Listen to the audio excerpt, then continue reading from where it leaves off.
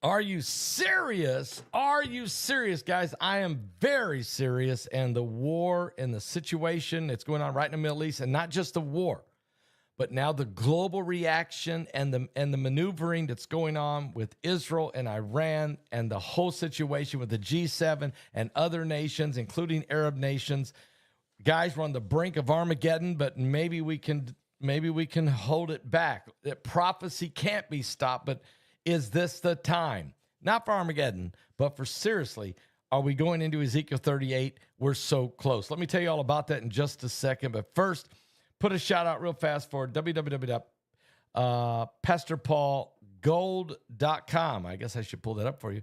www.pastorpaulgold.com. Guys, seriously, here is the hard, real hard truth that nobody wants to talk about. Nobody wants to even understand it, but it's true. Every 6 years, you lose about 50% of your savings or retirement funds buying power. The dollar is dying if something don't happen soon. This means $100,000 maybe in a savings account or 401k would be worth about $50,000 in buying power 6 years from now in 2031 if something doesn't change. Prices going up, dollar going down, taxes going up. It's crazy.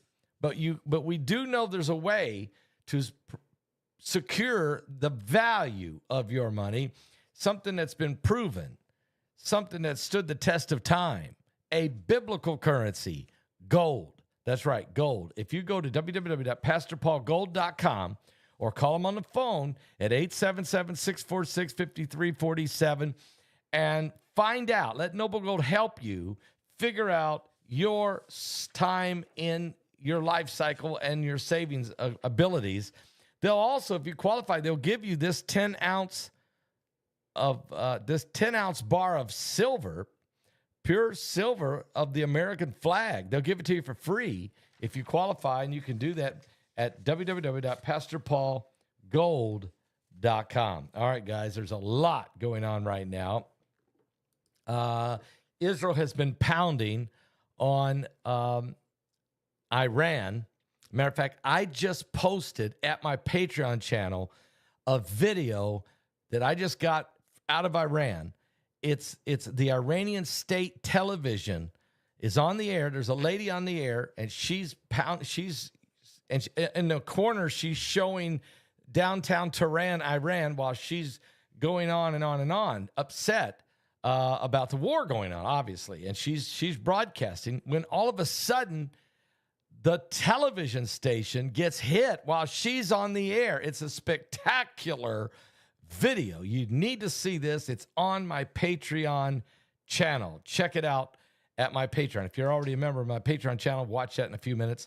Just go there. It's ready. Watch that. If you're not a member of my Patreon channel, you definitely need to be because we got footage coming in from out of Israel, some of it now, this just out of Iran, plus all kinds of information I can share there that I can't share here that's coming at me at different directions. So you definitely want to get that. Become a member of our Patreon channel. It's easy to do, and it's give whatever you want, but make sure you get access to the events going on right now around the world. Okay, and don't forget, this Saturday I'll be teaching on zombie apocalypse, the zombie apocalypse.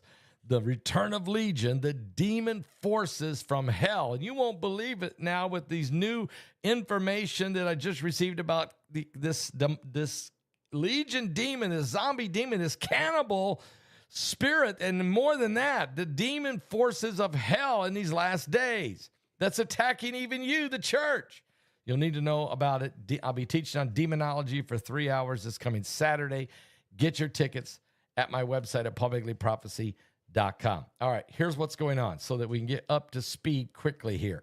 We have a situation developing here in the last 28 minutes. Here's what has been happening. Iran has been urgently signaling that it is seeking an end to the hostilities with Israel and a resumption of talks.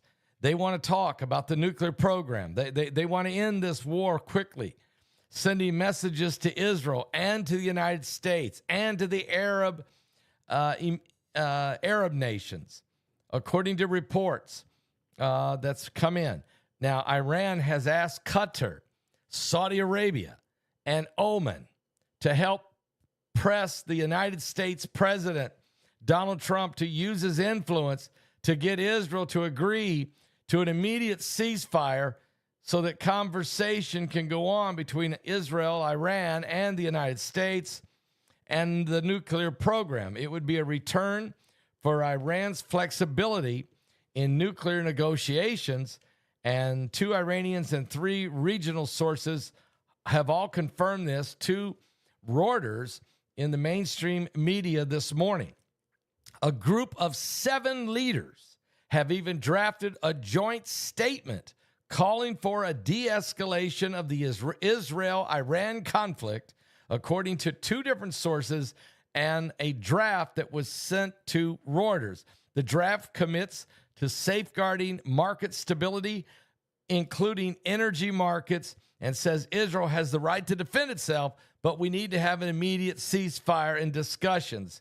Now, the United States President, Donald J. Trump, does not intend to sign a G7 statement related to Israel and Iran. He has sent information to CBS News this morning saying, according to an unnamed U.S. official, that a draft document was discussing the monitoring of Iran calls for both sides to protect their civilians and for comments toward peace, according to the media. But Trump said he is not signing this. Now, Germany will start evacuating its citizens from Israel through Jordan's capital of Amman, with charter flights planning to leave on Wednesday, according to a foreign ministry spokesperson today coming out of Germany. Germans in Israel who are registered on the Elfen Crisis Preparedness List have been informed about this option and the details to leave. And the United Kingdom government is now setting up a formal system for the United Kingdom nationals in Israel to register that they are there, so that Keir Starmer is telling the UK broadcasters at the G7 summit in Canada.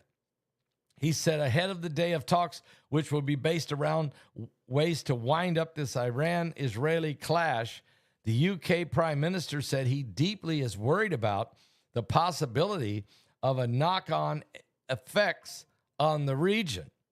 And so he is basically very concerned about this war, wants it to end, and negotiations. Russia believes that Iran is exercising its right to defend itself against the attack it received by Israel. And Deputy Foreign Minister Sergei Rabinkoff,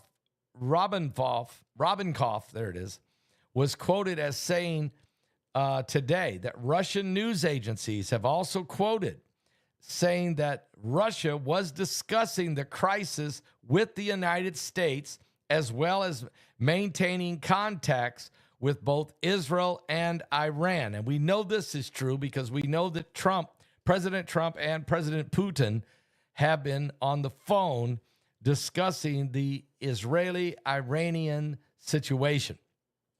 Gaza's Civil Defense Agency said that Israeli troops have killed 20 people today in the war in Gaza. And meanwhile, France today has blocked access to the stands of 5 Israeli arms manufacturers at the Paris Air Show from displaying their offensive weapons. So there was 5 Israeli arms dealers that were at the military arms show, air show in Paris, France today. And France has now blocked them, their access to set up their displays in this air show. So they've again, France never knows which side they're on. Israel officials are saying that 8 people were killed last night in Israel when they were hit by a round of an Iranian strike. As the conflict between the two regional rivals enters its fourth day, the total number of people killed so far is 24, according to Israel. Iran says 200 people have been killed in Iran since the conflict started on Friday the 13th. Israel's foreign ministry has challenged Israel's characterization of what it has described as a surgical strikes on Iranian military and infrastructure facilities, saying that many women and children have been killed in residential areas. But Iran's media says that the hospital in the country's west has been seriously damaged after an Israeli strike in the area on Monday. So it sounds like the same story every time. When Israel has to fight, they always go after the military. They always go after the infrastructure. Yes, Israel has assassinated about the top 12 or 13 government officials, except for the Ayatollah Khomeini. And yes, the Iranians are doing the same thing that the Houthis do, and the same thing that Hamas does, and the same thing that Hezbollah does, and that is they fire all their rockets and their drones at innocent civilian population of Israel. This has been the pattern, okay? Now, this is very interesting. This just came over the wire 6 minutes ago. Benjamin Netanyahu says that the killing of the Ayatollah Ali Khamenei would end the conflict. Israeli Prime Minister Benjamin Netanyahu says he is open to targeting Iran's supreme leader. He wants to kill the Ayatollah Ali Khamenei. During an appearance on ABC News this afternoon, Netanyahu was responding to a question about Donald Trump's report that he vetoed the Israeli plan to assassinate Khamenei.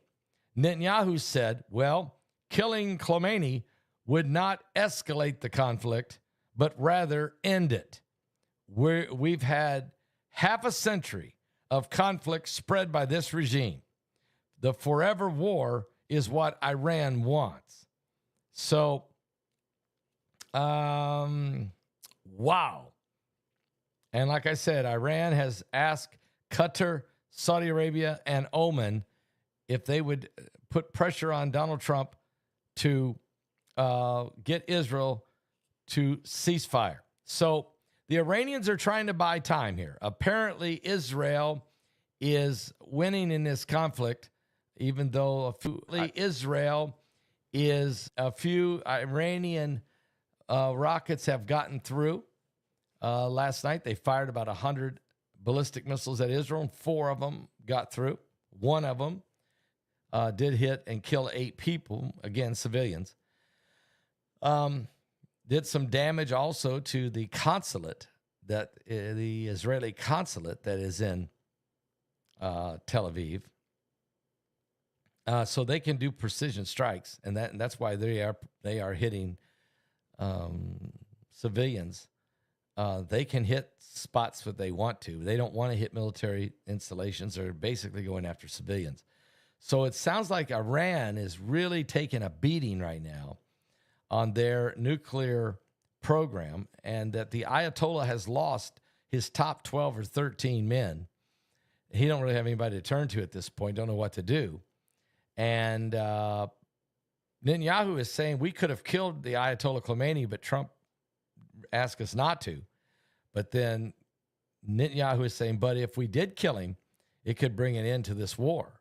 We've had to put up with this guy since 1979. Well, actually, this Ayatollah Khomeini has been in charge since 1989. There was another one that actually led the revolution in 1979, but then he died about 10 years later. And this is the new Ayatollah. This is the second supreme leader who's been in there about 40 years.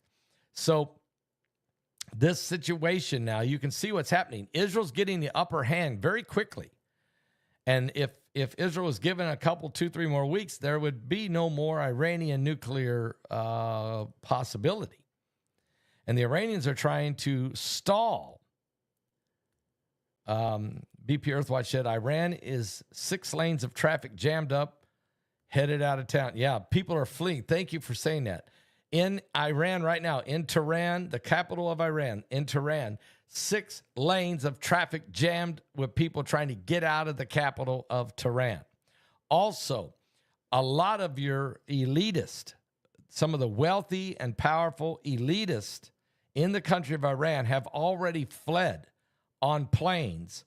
They have flown out of there and they have found refuge in Russia.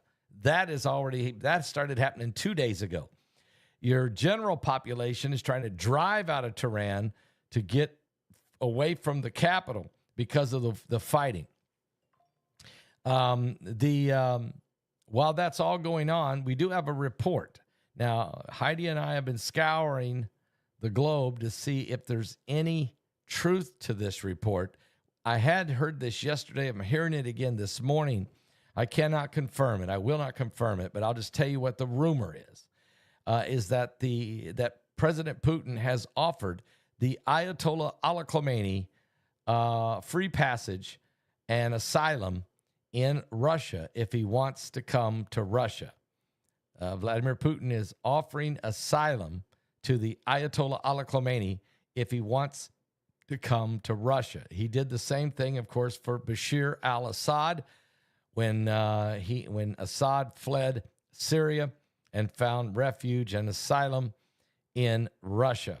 So Putin, so this is a very, very, very dangerous time, to say the least. We're in a very dangerous time in history, in biblical history. We're watching possibly Jeremiah 49. I didn't know if, here's the thing. We know we've done Psalms 83 about this coalition, this confederacy of nations that want to wipe Israel off the face of the map, led by Elam or Persia or Iran. So we know that's happened. We've been in that. Then Israel even got attacked on October the 7th, 2023 by Hamas. We know Israel has been at war with Hamas. Israel has been at war with the Houthis, and Israel's been at war with Hezbollah. And Israel has pretty well crippled Hezbollah, though they've gotten quiet. The Houthis, they'll get them later. So the question was Turkey and Russia and others going to jump in with Sudan and Ethiopia and Libya, just like it says in Ezekiel 38? Were they all going to jump in? Was this Ezekiel 38 about to happen? Well, that hasn't happened yet. It might still happen. But instead, we're in, apparently, Jeremiah 49.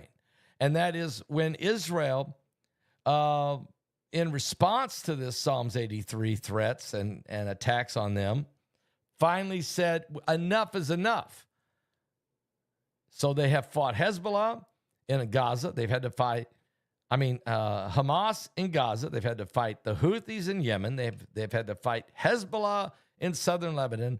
And they've even had 600 rockets fired at them by Iran. And finally, Israel is saying, enough is enough. The problem, the head of the snake is Iran, and we're going to go now and wipe out their nuclear capabilities.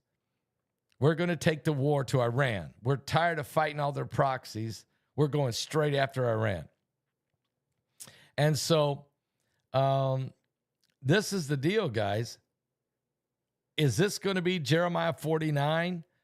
If it is, that says in the Bible that the Lord will rain down from heaven, will rain fire down from heaven from the four winds of the earth, and will basically break the bow or break the weapon, which I believe is their nuclear capability, break their capability and scatter the Iranians to every nation in the world.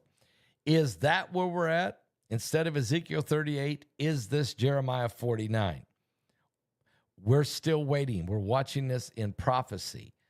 It could go either way. And of course, it could even be worse than that.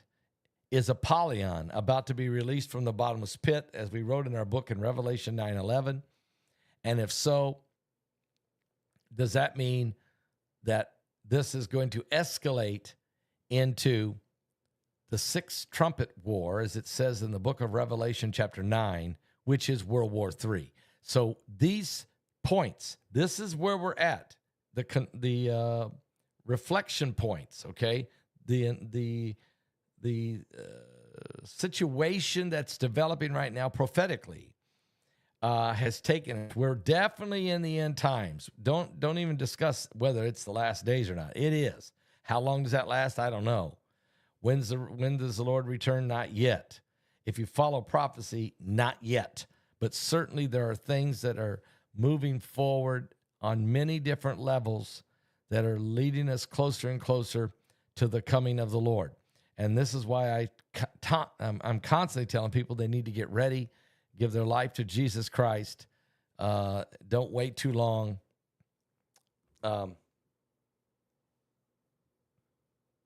Because we're running out of time.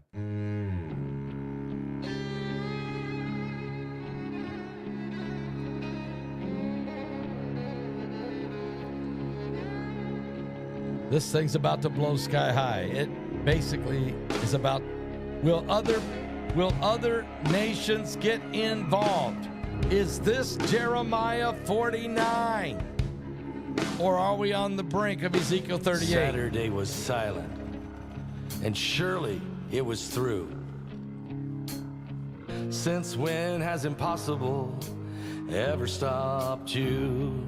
And Friday's disappointment is Sunday's empty tomb. Since when has impossible ever stopped you? This is the sound of a dry bones rattling. This is the praise make a dead man walk again. Open the grave, I'm coming out. I'm gonna live again. This is the sound of dry bones rattling. Pentecostal fire, stirring something new. You're not gonna run out of miracles anytime soon. Your resurrection power, it runs in my veins too. I believe there's another miracle here in this room. This is the sound of dry bones rattling. This is the praise make a dead man walk again. Open the grave, I'm coming out. I'm gonna live again. This is the sound of dry bones rattling. I have more breaking news to give you. Talks over a glass of wine going on in Canada. And a proposal for Trump. My God is able to save and deliver and heal and restore anything that he wants to. Just ask the man who was thrown on the bones of Elisha if there's anything that he can do. Just ask the stone that was rolled at the tomb.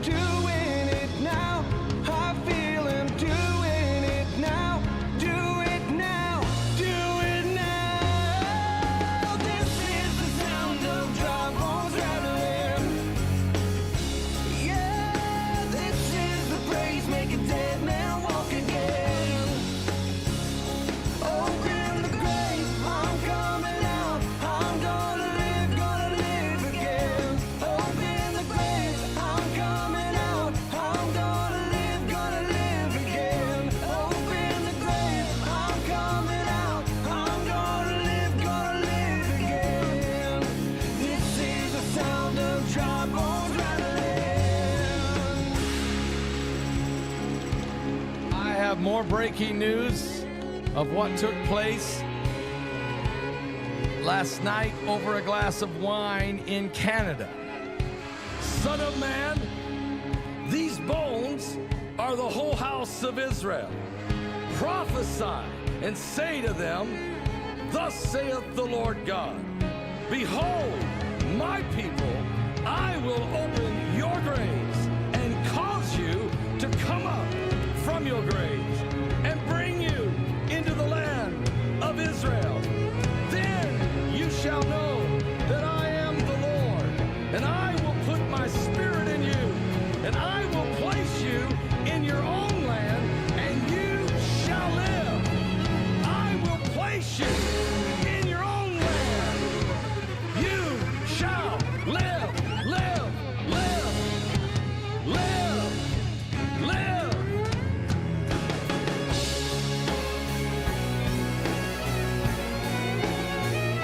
The prophecies of the last days are in place.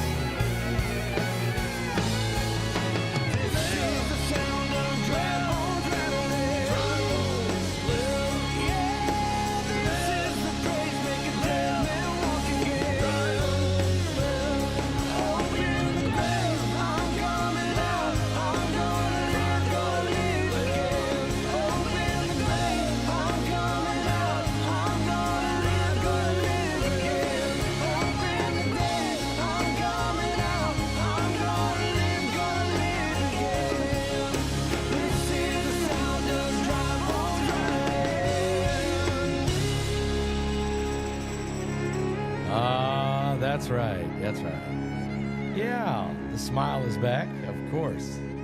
Little time in the dentist chair.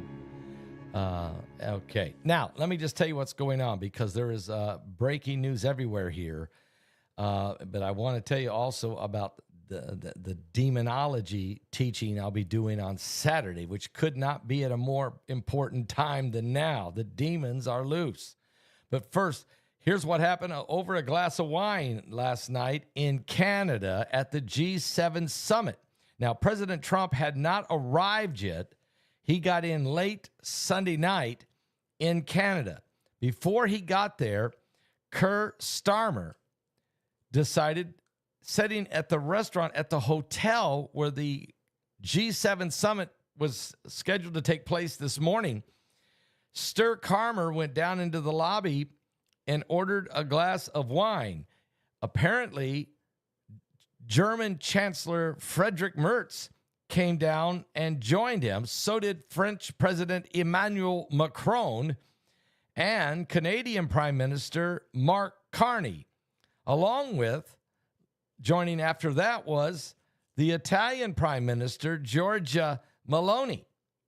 They all got together and had a glass of wine. According to the report, the gathering happened by chance at the main G7 hotel in Alberta, Canada, after Starmer had held a formal bilateral meeting already with Giorgia Meloni of Italy.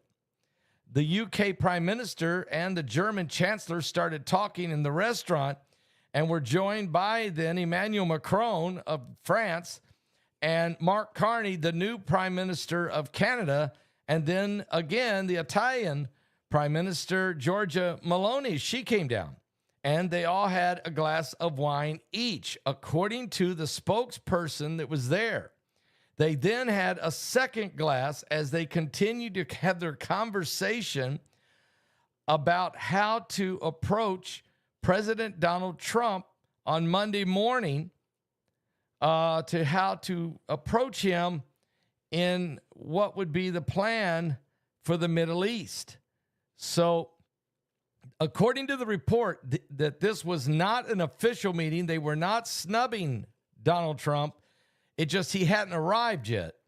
And so they had an informal meeting in which the conversation led to how to approach President Trump as it relates to the war in the Middle East. So I'm sure they're going to talk about more than just the war in the Middle East. I'm sure they're going to talk about the war in Russia and Ukraine. But this, and it's amazing to me that the media would actually report this informal meeting over a glass or two, apparently two, of wine. So this all went in. Now, I got more information for you besides this situation, and that is we're also looking at the demon forces involved in this period of time. So Saturday at 12 noon, from 12 to 3, I'll be teaching live at my website at paulbegleyprophecy.com on zombie apocalypse, the return of legion, demonic forces. I'm writing a second book on this. I haven't written one. I wrote the first one 13 years ago. So now I'm doing a revised version of that, adding new information and understanding of demonology that I learned from Dr. Summerall, as well as spent a lot of time talking with Russ Dizdar. But let me explain to you, if you've never heard the term, Saturday we'll be talking about demonology. That's a study of demons within the context of religious beliefs. It can refer to studies within theology or religious doctrine, if you will, even demonic spirits from occultism. And in a lot of different religion, it involves examining the hierarchy of demons. A lot of them do. And it's believed that demons exist in just about every religion. It's amazing to me. Everybody believes in the demons, but not everybody believes in God. That's interesting. But demonology is a science, if you will, or a doctrine concerning demons. We're going to explore the nature, the power, the actions of demons, as we understand them in the hierarchy of demons as well. And the various different aspects, the origins of demons, the different classification of demons. We're going to talk about demon oppression, demon possession, and demonic infestation. These three key manifestations of demons. We're going to talk about the legion of demons from Mark 5 and the man called Legion, and what were those characteristics. They're happening now today. Heidi was just telling me today of another demonic crime committed, and then which involved that legion demon of cannibalism. Also, demonology, guys, has a long history even in the Bible and before. In the Bible, in the Old Testament, before Jesus, and various interpretations and practices across different cultures and religions even. And matter of fact, the influence of demonic spirits in witchcraft exorcisms that are involved in the occult. Also, demonology is a very complex, when you start talking about it, diverse interpretations of it and beliefs. But everyone pretty well knows that evil abounds. And so we're going to viewing demons as this, malevolent entities, considering the psychological and the symbolic terminology, if you will, of demonic spirits. We're going to talk about the hierarchy of demons also, and the classification of demons, the powers of demon spirits, and your power over them through the blood of Jesus Christ. And even I'm going to share some information on exorcisms, okay? So not only from what Dr. Summerall was involved in or Russ Dizdar was involved in, but some of the exorcisms that have been done by some of the Vatican exorcists. So there's a lot of, and some of the own things I've dealt with myself. There's a lot going on here. So don't miss it Saturday. Don't miss this. This is going to be an incredible teaching for 3 hours. You can be a part of it. If you want to watch it live, you be at my website. First, get your ticket. Go get your ticket, okay? Get your ticket. Soon as you go get your ticket, you will get the workbook, the PDF of the workbook. So you go and you order your ticket, and then another screen pops up and says, download your PDF of your workbook. You download it, and you'll have it in your hands. You can get it right now, and you can be studying it in advance of Saturday's teaching, okay? A lot of people don't understand how demons are operating, how that you're being influenced by them every day. And some of you have had visitation or night terrors or paralysis or other demonic manifestations, or maybe you've seen strange things. But even if you haven't had any of that type of demonic activity, Satan works very subtly and very crafty. He's very cunning in trying to trip you up and take you down and to destroy your faith, your freedom, and your family and your finances. Satan operates everywhere he can. We have to have understanding of that. We have to understand the power we have over them. We have to understand what prayer and fasting gives you the authority of, the blood of Jesus. And what about the power of prayer and fasting? What about if the power of agreement? How do you overcome these spirits? How do you defeat them and put them under your feet? You need to understand these very important information. And it's also, demons are going to be more, and they are, more prevalent, more wicked, more powerful, more cunning, more deceptive in the last days than ever before.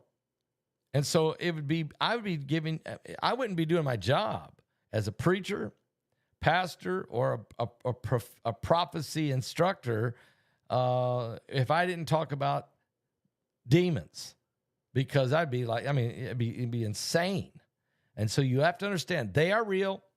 As Dr. Summerall used to say, the devil's real. Respect him, but know that you have authority over him through the power of the blood of Jesus Christ. But people don't understand how to identify Satan's. They don't know what to do with certain things. And this is how Satan takes advantage of people. The Bible says, my people are destroyed for a lack of knowledge. Okay? My people, God's people are destroyed because of their lack of knowledge. We're not going to let that happen to you. Get your tickets, guys. So there you can go to our website, and there will be a live chat room during the 3 hours I'm teaching. So if you come there, get your ticket, download your PDF, and show up at 12 noon on Saturday. And those of you who have bought a ticket will be allowed to get into the room. You'll be able to be in there. I'll be teaching live. There's a chat room that you can participate in with others that are there. If you can't be there, that's okay. Get the ticket, download the PDF anyway, and you can watch this teaching anytime you want. Okay? You just go and you click on it and you watch the archive. So once you get your ticket, you'll be able to watch it. If you can't do it Saturday, it's no problem. You watch it on Sunday, watch it on Monday, watch it on next Thursday, watch it whenever you want to, watch it as many times you want to. Stop it and take notes as you go. Okay? But the main thing is get the teaching, get the information. And if you want to, you can go to do I have my book here? Hang on.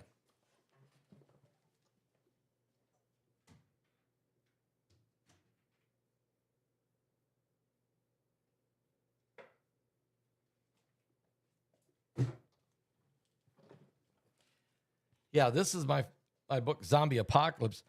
You can get this one now. If you go to my website, you can order it right now. This is Zombie Apocalypse. I also did 2 DVDs, Zombie Apocalypse, and then another DVD called Zombie Apocalypse 2.